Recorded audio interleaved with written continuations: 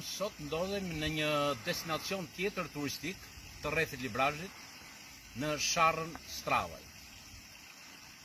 Po kaloj 2 ditë mjaft të gëzueshme këtu, në këtë peizazh të mrekullueshëm natyror. Ne po jetojmë të sotmen dhe kthejmë kokën nga e shkuara.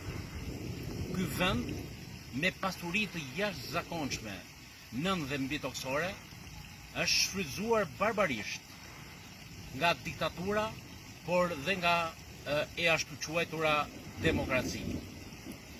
Miliona e miliona dollar janë grabitur, absolutisht nuk është kthyer asgjë mbrapsht. Në këtë terren magjepsës ka pyje pafund, pish, dushk, por ka dhe pemë frutore, nuk kemi një rrugë.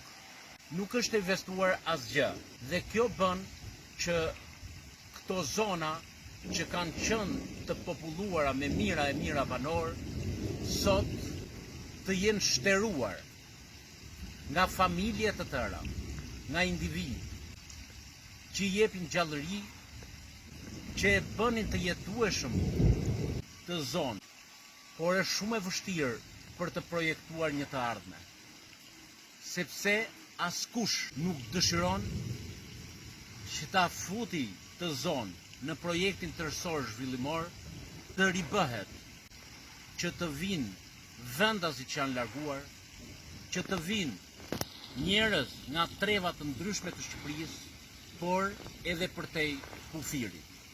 Këtë zonë të mrekullueshme, që e ka falë Zoti, e kanë ruajtur parët tanë me fanatizëm, do ta bëj dhe do ta rivlerësojnë djemtë dhe vajzat e këtyre trevave, që sot për të arsyet ndryshme janë larguar, pra kanë migruar brenda Shqipërisë dhe kanë emigruar në shumë vende të ndryshme të botës. Prandaj, ne duhet mlidhemi të gjithë bashkë, të lëmë një ditë takimi, se s'mund ta quash feste, por ditë takimi, që të mblidhemi dhe të vendosim për fatet e këtyre trevave, që këto zona të jenë në dorë të atyre që duan ta promovojnë të zonë, atyre që duan t'i japin një akses agroturizmit dhe turizmit malor. Do ishte fantastike që rruga nga Manastreci deri në qendër në Sharrë, por jo vetëm kaq, të shkonte deri në Lira, në Plaz, dhe më tutje të lidheshe me zonën e Gramshit. Por ajo duhet të lidhet edhe me zonën tjetër, nga Lëpusha, Qafa e Malit, Sopoti, nga Sopoti të lidhet me Zavalinën dhe Elbasanin. Pra, ashtu si që është Furstuda, që po kthehet në një destinacion turistik, ashtu mund të kthehet edhe kjo zonë si një e tërë në një destinacion tjetër turistik. Pra, rreth i Librazhit do ketë 2 zona të mrekullueshme. Dhe 84.000 banor që ka rreth i Librazhit do të kenë hapësira dhe mundësi që prodhimet e tyre t'i shesin, t'i japin hapësirë edhe blegtorisë, t'i japin hapësirë edhe kulinarisë, t'i japin hapësirë gastronomisë, pra të shkrin talentin avisa tona dhe gjithkush të vi të shijoj traditat e këtyre trevave.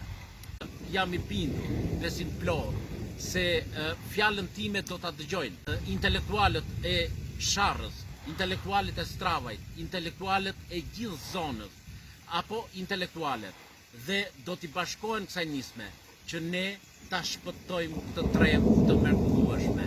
Flas me nostalgji për këtë vend, pasi kam lindur këtu, edhe pse ka vite e vite që nuk jetoj këtu, por zemrën dhe shpirtin e kam në këtë vend, sepse këtu ka ujë nga të 4 anët, ajër i pastër dhe i freskët.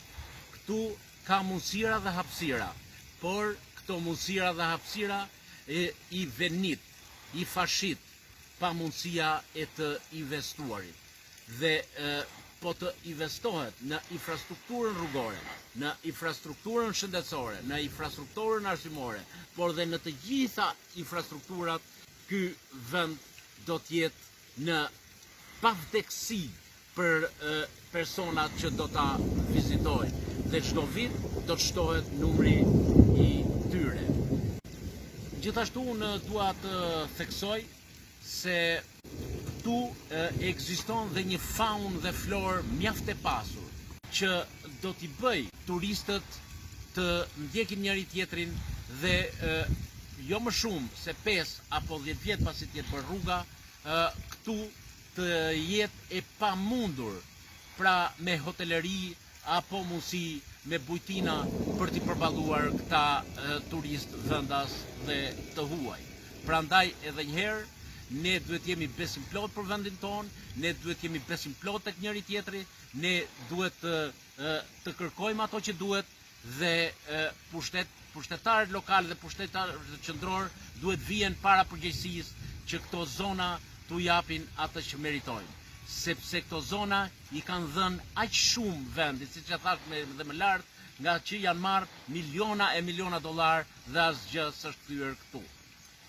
Edhe njëherë ju uroj mbarësi dhe dëgjojeni thirrjen time. Zoti ju bekoft.